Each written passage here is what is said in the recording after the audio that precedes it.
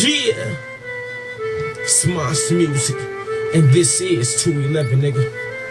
Fucker, and you're rolling with Monster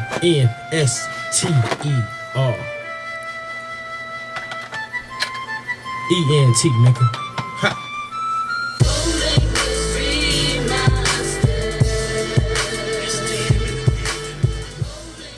What up, though? OG Kenny, O_G_Kenny, at Retired from the Streets TV. Welcome to a good old Monday. To all y'all who's celebrating the holiday or whatever. Be safe, eat well, you feel me? Don't do nothing I wouldn't do, which is, I don't know. Yeah, so let me say this much, man. I did so many holidays to me incarcerated, 10 years worth, that the holiday is not the same for me, right? There's I feel a little way. I forget holidays coming up until the family say something about them. And then, even then, it's like I have to remind them that, hey, I've been gone. So it's like I only remember the holidays because they're important to y'all, right? But with me, and then being around a bunch of nationalists, a bunch of black nationalists at that for years, it just made me always feel like, so while I don't downplay nobody's how significant they take the holidays, right? Because to everybody it means something different. For me, it's just that I got numb to them. I was gone. I was away from my family. The last thing I wanted to do when in prison was call home on the holidays. I wanted to hear their voice, but I usually would call probably the day before, sometimes the day after, or I would call early that morning before everybody got there, or late at night.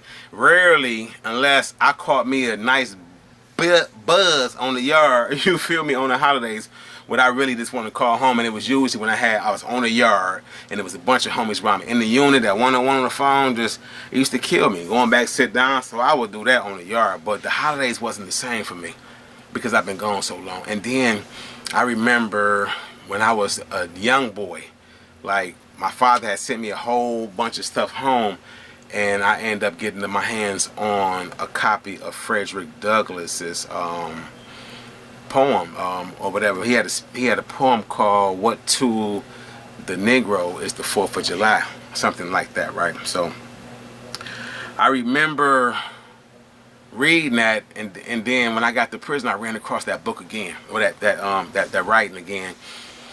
And I didn't understand what it meant when I first read it because I was young. But then reading it in prison as a grown man, and then see, okay, if you're not familiar with it, in 1852, I believe, and I think it was, let me see, Rochester, New York, it was the day after the 4th of July. They asked Frederick Douglass to speak. Now, Frederick Douglass was born into slavery. He's a former slave who became a scholar, right? Self-educated man, and then later on got all type of credentials and stuff, right? But they asked him to speak at this anti-slavery. It was like a women's group for, let me get to the actual, it was the Ladies Anti-Slavery Society. They asked him to speak, and he took it as a mockery. He like, y'all asking me, somebody who know that this is not my 4th of July, is what he said. This is not my 4th of July, this is yours. That was his exact words. He said, while you may celebrate, I have to mourn. And then that took so much root in me. Let me play a little bit of this right quick. That this is actually a little bit of not Frederick Douglass, but James Earl Jones reading that off to a crowd of people.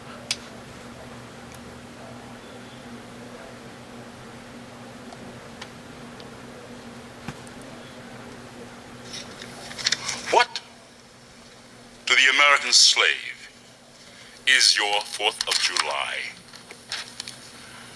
I answer, a day that reveals to him more than all other days of the year the gross injustice and cruelty to which he is a constant victim. To him, your celebration is a sham. Your boasted liberty, an unholy license. Your national greatness, swelling vanity. Your sounds of rejoicing are empty and heartless. Your denunciation of tyrants. Brass, I ain't gonna put the whole speech. If y'all want to check that out, y'all can go on YouTube, on here. Go to Democracy Now! What to the Slave is the 4th of July. Reading that when I was incarcerated made me feel away because I understood it more. It was like, yeah, I get the celebratory part of it, and I'm not a victim here because I put myself in prison, but I seen how the courts play with people who are impoverished under the poverty line, how they give you these court-appointed attorneys.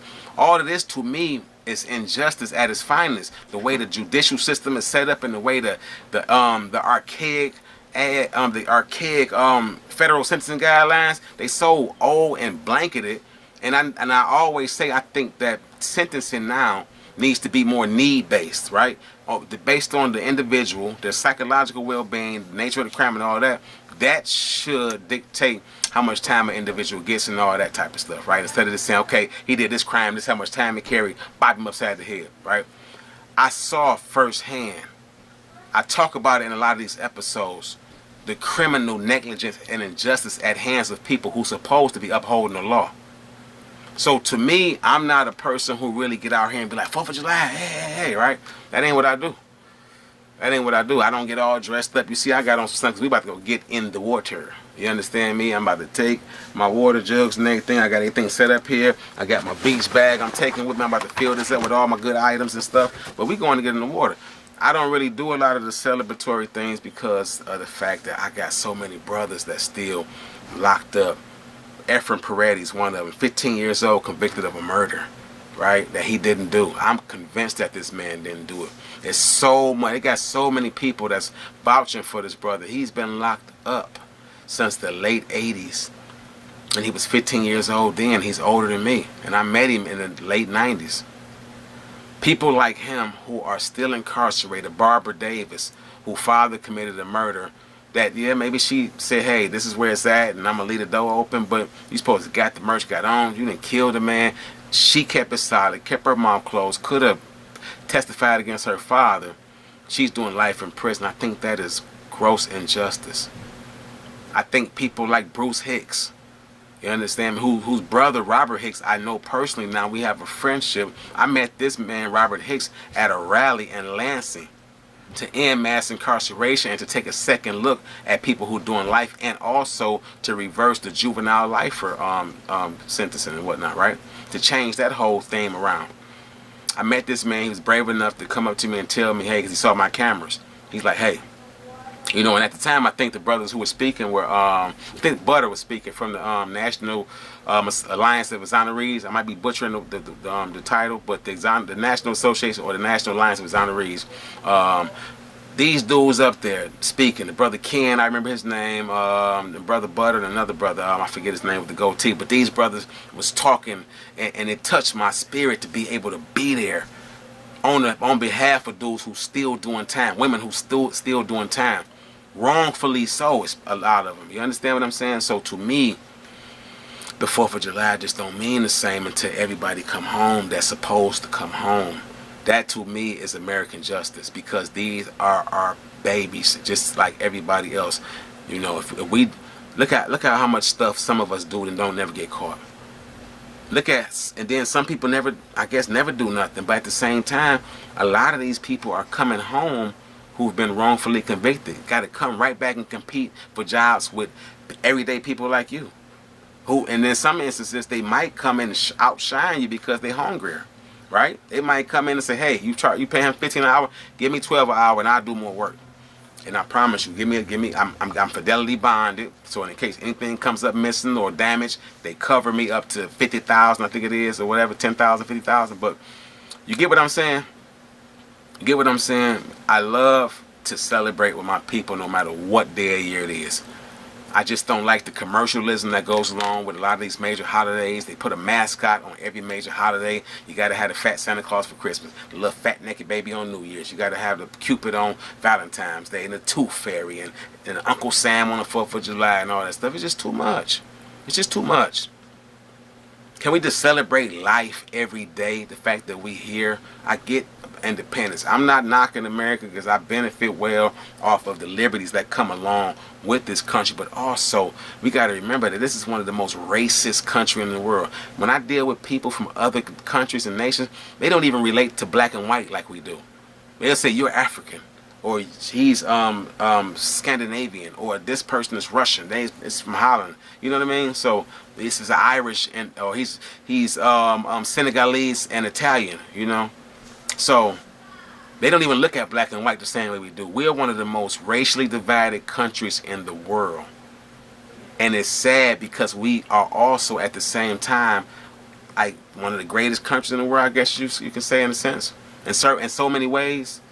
But it comes with so much backwash of bull, so much sewage and garbage, such a history of debauchery and molestation and taking from a people and stripping them from everything. So it's different for me, and I'm not just talking about all black people. I mean, that's what I relate to because that's how I identify. But I'm just saying, I know plenty of people, Mexican Americans, Asian Americans, you know, people who come from nothing, who fled war-torn or conflict-ridden countries to come to America to build a better life. Some of them first, second-generation immigrants.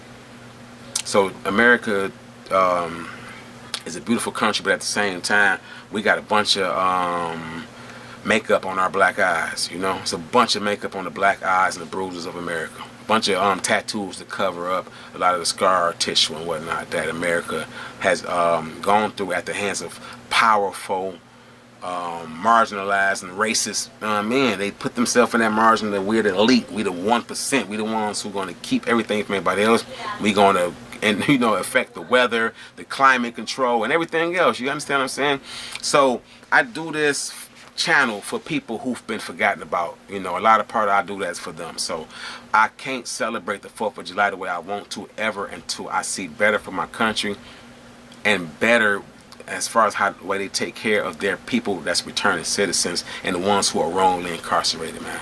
I ain't gonna talk y'all to death because I want y'all to still enjoy y'all time because I'm still gonna enjoy my day, man. You know what I mean? Maybe a little tequila in my life, you feel me? Because him right here getting lonely. He ain't had no friend in a couple of weeks because I've been working. So maybe, you know, But anyway, look, be festive, enjoy life and the people that you're with no matter what day of the year it is. I love y'all. Y'all be safe. OG Kenny. Subscribe. I'm almost at 2 G's on the subscribes, man. Ain't that exciting? Ain't that exciting? I'm telling you, I love it because y'all been rocking with me, man. That's a beautiful thing because I don't do nothing but speak from the heart. I ain't trying to get fresh all the time. You see me, I ain't even shade the undies. I ain't trying to be all in y'all face like that. But I'm just a everyday guy. I got children, dogs, properties I got to manage, tenants I got to deal with every day. This is all right, but you got things. Some days I'm coming from a rental property dealing with a tenant issue, coming right to here to wash up and get ready and say, yo, what up, though? OG Kenny. Oh, you know what I mean? So I love y'all. Y'all be safe. Advertise from the Streets TV. Next time I'm out.